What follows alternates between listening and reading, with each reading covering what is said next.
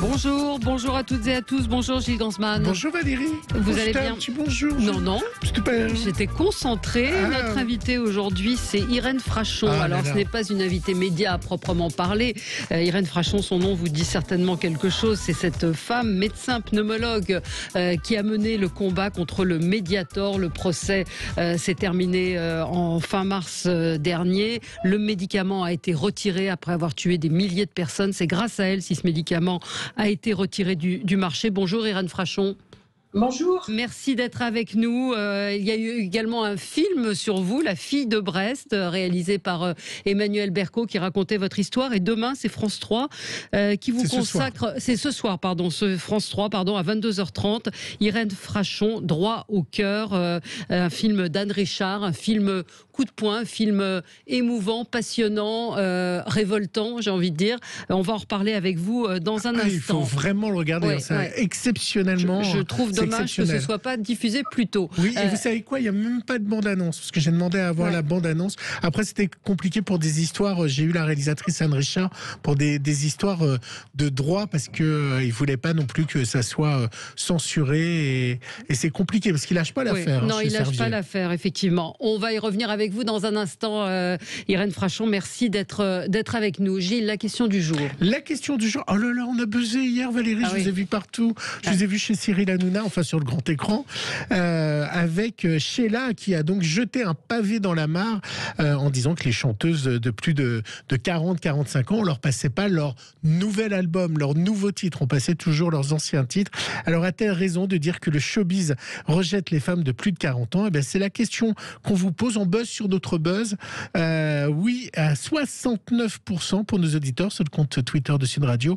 Non, à 31% toujours sur le compte Twitter. Voilà. Et vous en pensez quoi? J'étais assez d'accord avec elle. Et puis Mathieu Alterman nous disait que c'était aussi la même chose pour les hommes. Mathieu Alterman qui travaille dans l'univers de la musique et qui disait que très souvent quand il y avait un nouvel album, les disques qui sont en playlist dans les radios sont aussi ce qu'on appelle des gold. Le nouvel album d'Alain Souchon est beaucoup passé. C'est ce qu'il disait. Mais bon, je pense qu'il y a une discrimination. Le débat est lancé par nous. Absolument. Le zapping. Sud Radio 10h midi Média, l'instant zapping. Et justement, c'est notre question du jour. Eh bien, j'y reviens dans ce premier son du zapping. Hier, donc, ça a fait débat chez Cyril Hanouna, qu'on aime beaucoup. Et ils ont réagi aux propos de Sheila comme Géraldine Maillet. Écoutez. Oui, bien sûr, il y a des contre-exemples. Oui, bien sûr, de manière marginale, il y a toi, il y a Karine Le Marchand. Mais globalement, non. La femme, à partir de 40 ans, ça pue le sapin. Et on nous le fait comprendre. Ça sent le sapin ou ça pue le sapin? Ça pue les deux, tout, quoi. Ça sent le sapin. Parce qu'en fait, soit on va la regarder, on va la traquer, on va l'épier, on va lui dire oh là là, qu'est-ce qu'elle a pris? Elle a pris cher, elle est tapée. Et si elle se fait refaire la gueule, ah là, t'as vu, elle se fait refaire la gueule. Moi, je prends l'exemple de Sophie d'avant, qu'on adore, Sophie. Voilà, et c'est vrai que les réseaux sociaux sont plus durs pour les femmes âgées, c'est vrai, elle a raison Géraldine. Un premier cas de variant indien, Valérie, vous avez vu, a été détecté en France. C'était d'ailleurs une question dans la matinale de Patrick Roger de Cécile Ménibus sur l'inquiétude de ce variant indien. Il faut dire que lorsqu'on voit les images qui nous viennent d'Inde, eh bien c'est juste apocalyptique. C'était un sujet du 20h de France 2. Dévasté, cet homme pleure sur le corps de son frère, mort à l'entrée de l'hôpital. Depuis une semaine, partout en Inde, les mêmes scènes de détresse et de désespoir. Ces derniers jours, par manque de place, ce crématorium hindou s'est mis à incinérer ses morts dans la cour. Normalement, on a entre 6 et 10 crémations par jour. Mais là, ça ne s'arrête pas. Hier, on en a eu 120. Quand je vois ça, je n'ai pas l'impression d'être à New Delhi, notre capitale, mais en plein chaos.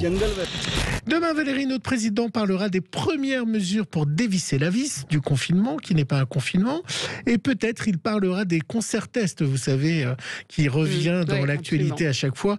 Eh bien, Martin Blachier, notre star médecin qui fait tous les journaux. Je ne sais pas comment il travaille, parce qu'il est vraiment partout, sur toutes les télés. Ah oui, je pense qu'un jour il aura... De Cyril Hanouna en passant par... je pense qu'un jour il aura son étoile sur le trottoir devant les chaînes de télé. Et Martin Blachier, donc, pour lui, tout ça, c'est de la poudre de perlimpinpin, les concerts.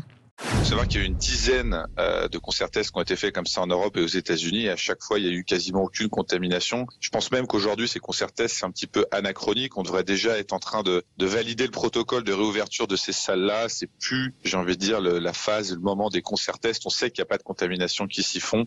Donc ça va juste confirmer ce qui a déjà été fait. Il faut savoir que c'est des concerts-tests qui étaient prévus il y a des mois. Donc maintenant, ils arrivent, c'est un petit peu du réchauffé. Je trouve ça un petit peu anachronique.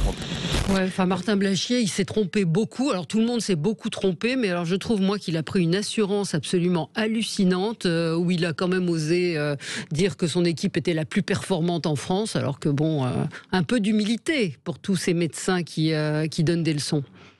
Apparemment, alors tout à l'heure. Pardon, peut-être Irène Frachon, peut-être qu'on peut vous faire réagir sur ce sujet sur des médecins à la télévision en période de Covid. Vous la regardez la télévision? Non, j'ai pas la télé. Oui, d'accord. Vous remarquerez que je suis très discrète sur le Covid, justement parce que ça n'est pas ma spécialité et que je pense que c'est pas la peine de rajouter des bêtises aux bêtises, mais plutôt de laisser parler de vrais spécialistes. Oui, vous avez bien raison, parce qu'il y a effectivement des gens dont on se demande pourquoi ils ont leur ronde serviette à la télévision alors qu'ils ne sont pas spécialistes, et même ceux qui sont spécialistes parfois, voilà, ça n'engage que moi, mais on parfois ferait mieux d'un peu plus d'humilité. Alors Irène Frachon qui est en duplex depuis Brest, on va justement aller en Bretagne, Irène, où apparemment le respect de la femme n'est pas arrivé jusque dans cette région. Je ne sais pas si vous avez vu ces images du conseil municipal de Paimpol, Valérie, qui a vu, alors écoutez bien, qui a vu la maire Fanny Chappé interpellée par l'ancien maire Jean-Yves de Chaise-Martin de l'UDI, et vous allez voir, c'est pas très classe. J'ai le droit de répondre, maîtresse, ou tu vas encore m'empêcher de parler? Franchement, monsieur Martin, vous ne me parlez pas comme ça. Alors là, je te parle comme je veux, ma cocotte. Non. Parce qu'il y a un règlement intérieur. Vous m'appelez encore une fois maîtresse, je vous demande de sortir du conseil municipal. Je suis madame la maire. Ah, pardon? Vous m'appelez encore une fois maîtresse, vous sortez. Vraiment, vous sortez. Je suis la maire, je mérite le respect. De me couper la parole. Vous n'avez pas à me parler comme ça. Donc, soit c'est madame la maire, soit vous sortez du conseil municipal. Alors ça fait beaucoup de bruit sur le sexisme et sur. Je pense que c'est partout. Vous avez stigmatisé la Bretagne, mais hélas. C'était pour faire un clin d'œil à Irène Frachon. Donc voilà. Et pardon. Et pour finir, apparemment, il fait un peu froid sur le plateau de France Info. C'est Samuel Etienne qui en a fait des frais, froid. Voilà. Continue sa propagation dans le monde. Pauline Sorgue, il a été détecté dans 17 pays à vos souhaits, Samuel. Vous l'avez peut-être entendu éternuer, ça n'est rien. Il fait juste un petit peu froid au niveau de la clé. On va régler ça dans un instant. Voilà, un simple éternuement peut jeter effectivement un froid. Exactement.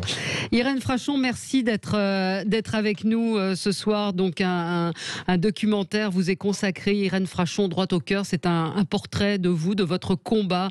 10 ans de votre vie, plus de 10 ans que vous avez alerté sur les dangers du Mediator. Peut-être une question en rapport avec le zapping. Est-ce que le fait d'être une femme a été un combat plus difficile à mener? Écoutez, très honnêtement, pas forcément. J'ai pas ressenti de sexisme particulier.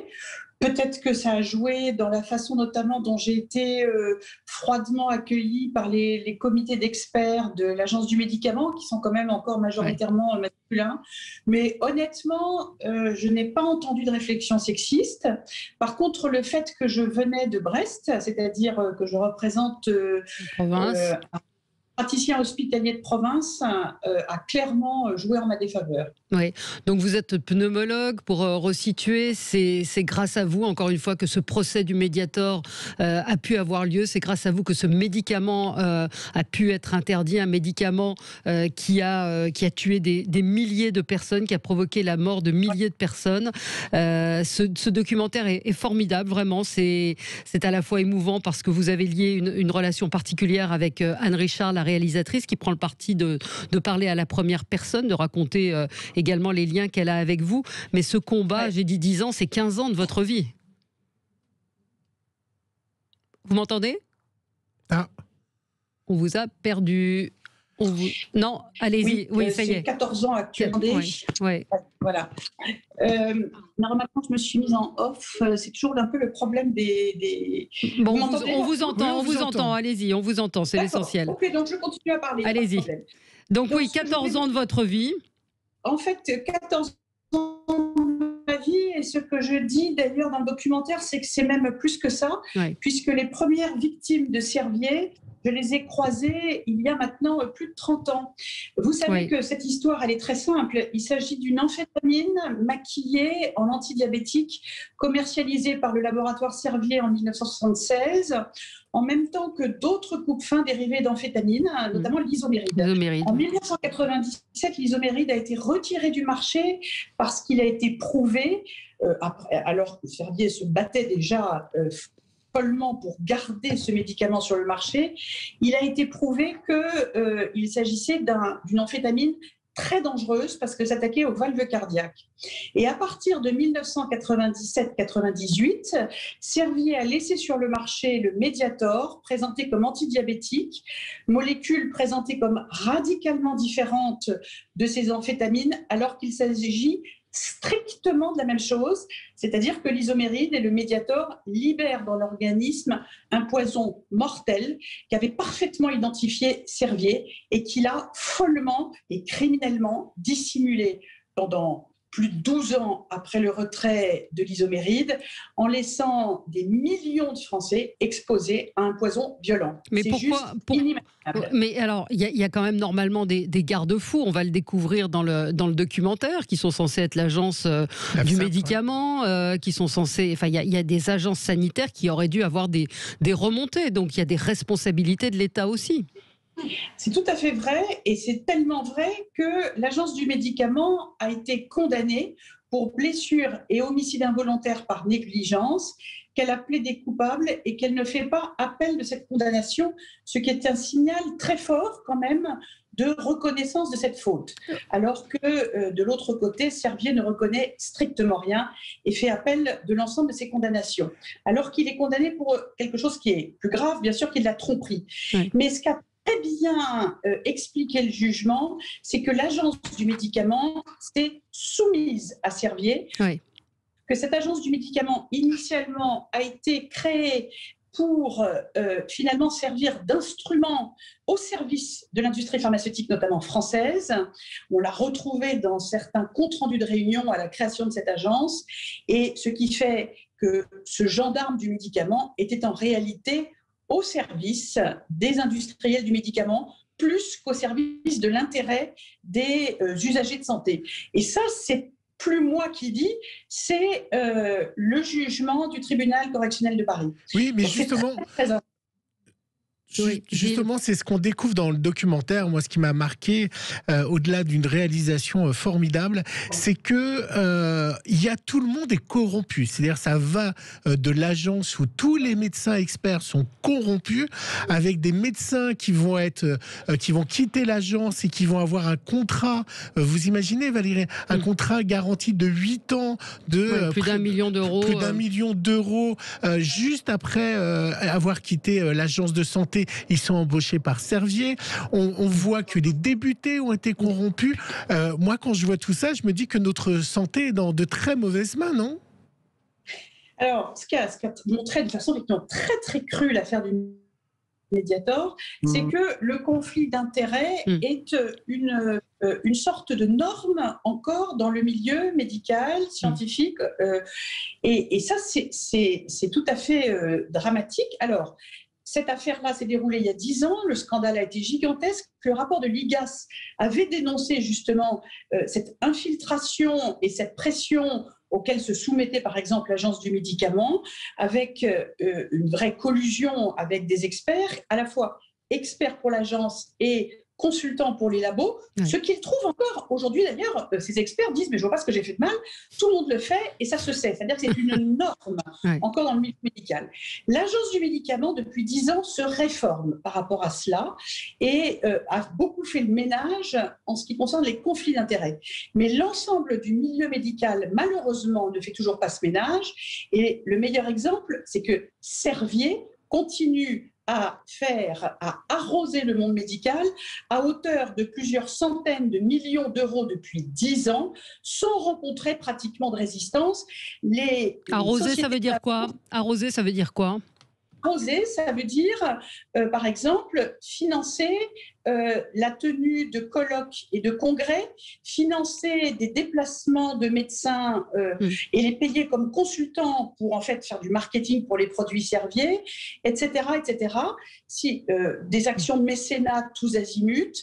En fait, Servier continue à arroser, c'est-à-dire l'arrosage, c'est même un terme qui a été retrouvé dans les documents Servier, donc je l'utilise à dessein, pour acheter véritablement, finalement, le silence de la communauté médicale vis-à-vis de cette catastrophe, un soutien à Servier contre les victimes du Mediator. Parce que ce que je vois depuis 10 ans, c'est que les victimes se heurtent à souvent une hostilité de la part du corps médical par rapport à leurs revendications, à leurs demandes de reconnaissance et même parfois à leurs demandes de suivi médical. Ils me demandent s'il y a des cardiologues qui accepteraient de les suivre dès lors que l'étiquette Mediator est attachée sur leur front, alors que Servier est un sponsor majeur de la cardiologie française, mais aussi de l'endocrinologie française. Récemment, je voyais qu'il y avait encore un grand stand Servier virtuel lors des journées de la Société francophone de diabétologie, alors que Servier a trompé l'ensemble de ses médecins en prétendant que le Mediator n'avait rien à voir avec l'isoméride, amphétamine mortelle pour le cœur. Mais en même temps, les médecins, les labos doivent travailler avec les médecins. Les labos doivent travailler avec les médecins, mais il ne faut pas confondre ce qu'on appelle des avantages sans contrepartie, c'est-à-dire ça n'a rien à voir avec une coopération scientifique honnête.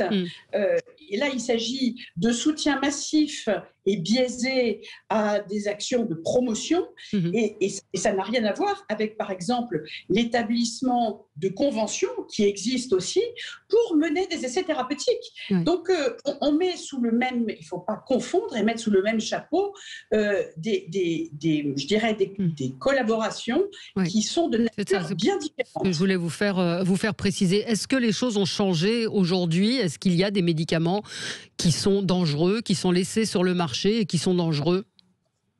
Ce que je viens de vous expliquer, finalement, c'est que les choses n'ont pas changé tant que ça.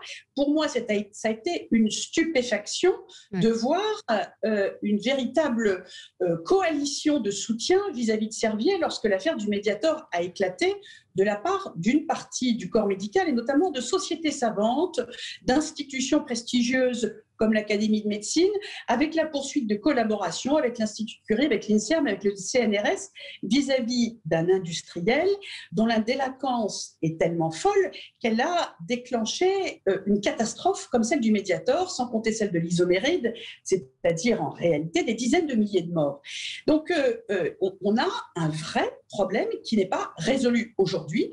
Et pour citer le seul Servier, mais malheureusement, ça n'est pas le seul, la revue Prescrire pointe encore un certain nombre de produits de Servier qu'elle considère comme dangereux. Donc, le problème, finalement, de cette compromission avec des pratiques industrielles critiquables n'est absolument pas résolu aujourd'hui. Et quand je parle de critiquable, bien évidemment, pour Servier, je parle de pharmacodélinquance gravissime. Oui, le mot est prononcé, pharmacodélinquance, et on voit qu'il y a des méthodes, c'est vraiment à découvrir dans le document, des méthodes de voyous. Il n'y a pas d'autre mot, d'intimidation. Vous-même, vous racontez dans le doc, je ne sais pas si c'est vous d'ailleurs ou si c'est la journaliste, qu'il y a des journalistes qui ont vécu des choses pour le moins étonnantes.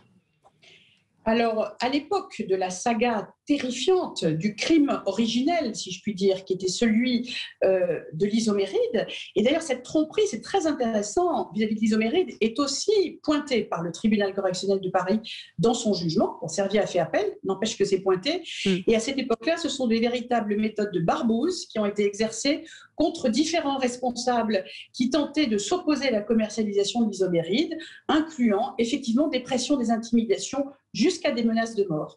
Et en 99, le cardiologue Georges Chiche à Marseille, qui lui a donné l'alarme sur la dangerosité cette fois-ci du Mediator, a subi également des pressions qui sont parfaitement soulignées par le tribunal, là encore dans le jugement qui a été rendu le 29 mars. Oui, Irène Frachon, c'est un peu Irène Brokovich. Hein. C'est un peu le combat contre un monstre à abattre. Et justement, qu'est-ce qui vous a poussé? Parce qu'on voit bien dans le documentaire quand même que ça a pris toute la place dans votre vie. Vous dites même que votre famille a subi toutes ces conséquences. Comment vous avez également pu, parce qu'en fait c'est vos propres finances, j'imagine. Vous passez 6 mois à Paris. Non, tout ça, vous alors, pour ce qui concerne mon séjour à Paris, si je puis dire, auprès de ce tribunal, d'abord, j'avais arrêté de prendre des vacances pendant 1 an, ce qui m'a permis de mettre de côté des RTT, donc beaucoup de jours de congé. Et ensuite, ma direction hospitalière, qui m'a toujours accompagnée dans ce combat, m'a dit que c'était un travail d'intérêt général, ce que je réalisais. Et donc, on s'est organisé pour que cette absence ne pèse pas trop. Il a fallu d'ailleurs aussi que mes collègues prennent leur part. Et donc, j'ai cette chance extraordinaire d'avoir un soutien de la part de mes collègues, de la part de l'hôpital et même de la part de la ville, ce que vous pouvez voir dans ce documentaire, puisque le maire de Brest m'a proposé d'inaugurer un rond-point qui arrive à l'hôpital, non d'une victime du Mediator. C'est vraiment on le voit signal très fort de ce soutien sans lequel je pense que je me serais effondrée ou que j'aurais été, si je puis dire, abattue, parce que les oppositions sont très très fortes. Oui, et donc cette chance dans ce bastion brestois. Le verdict n'est pas satisfaisant pour vous. Il y a des choses, évidemment, il y a eu des condamnations, mais les peines ne sont pas suffisantes. Puis il y a des appels, hein, ça repart pour un tour. Le parquet a fait appel, justement, et Servier, par la force des choses, est obligé de se constituer également en appel. Servier n'avait pas intérêt à faire appel, tant les peines sont dérisoires eu égard à la gravité du délit qui, lui, est condamné fermement. Donc, c'est quelque chose qui tient en partie aux insuffisances du droit, mais pas seulement, à mon avis, puisque même les réquisitions du parquet n'ont pas été suivies par le tribunal. Et donc, effectivement, le parquet a fait appel, lui également manifestement choqué, malgré ce que ça représente, un appel pour une affaire aussi spectaculaire en termes d'organisation d'un nouveau procès. Donc, c'est vous dire que je ne suis pas la seule à faire ce constat, et de même que l'ensemble des victimes du Mediator qui m'écrivent et qui me disent « mais c'est incroyable, c'est pas cher payé pour ce qu'ils nous ont fait et pour ce que nous payons, nous, tous les jours. » Donc, il y a deux débats derrière cela. D'une part, la difficulté qu'il y a à condamner ce qu'on appelle la criminalité à col blanc. Et c'est quelque chose que dénoncent des criminologues qui m'avaient écrit d'ailleurs en me disant « vous savez, ça ne va pas forcément se passer comme vous le pensez, et même s'il y a des milliers de morts, pour les juges, quelquefois, il y a une difficulté à reconnaître que derrière, c'est bien une criminalité délinquante lourde, sans scrupules, qui se déploie. Et j'ai donné ce comparatif.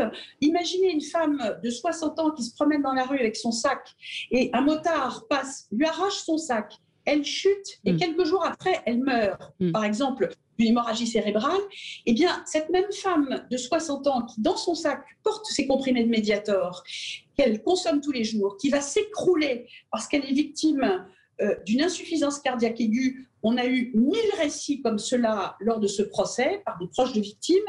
Eh bien, le but est le même. Il s'agit de gagner de l'argent, soit en piquant son porte-monnaie, soit en se faisant rembourser du Mediator. Et il ne s'agissait pas de tuer cette femme, mais sa vie n'a pas d'importance. Ce qui compte, c'est le profit qu'on va en faire. Bon, il va se rendre, lui, 20 ans de tôle. On aurait plein de questions à vous poser encore. Xavier nous dit: ma sœur est morte à 59 ans à cause du Mediator. Malheureusement, je n'ai su trop tard le combat de Madame Frachon et je n'ai pas pu me porter civile. Elle a eu le problème de la valve cardiaque. C'est trop tard aujourd'hui pour se porter partie civile, pour continuer? Non, alors c'est trop tard au pénal, oui, parce que même le procès d'appel ne permet pas de se constituer derrière partie civile. Par contre, il est tout à fait possible, d'une part, de porter ce dossier devant les juridictions civiles ou devant l'ONIAM, l'Office national d'indemnisation des accidents médicaux. Et c'est important que toutes les victimes qui n'ont pas encore fait cette démarche sachent qu'elles peuvent le faire. Merci beaucoup Irène Frachon d'avoir été avec nous. Votre combat continue. Il faut absolument regarder ce film, 22h30 sur France 3. Irène Frachon, droit au cœur. Franchement, vous ne pouvez être que ému et choqué, absolument. C'est assez effrayant. Merci à vous. Merci. Oui. Entre le film et le reportage, la réalité dépasse parfois la fiction. Absolument. Et malheureusement, c'est le cas dans l'affaire du Mediator. Et vous aviez publié Mediator 150 mg, combien de morts aux éditions Dialogue. Merci Irène Frachon.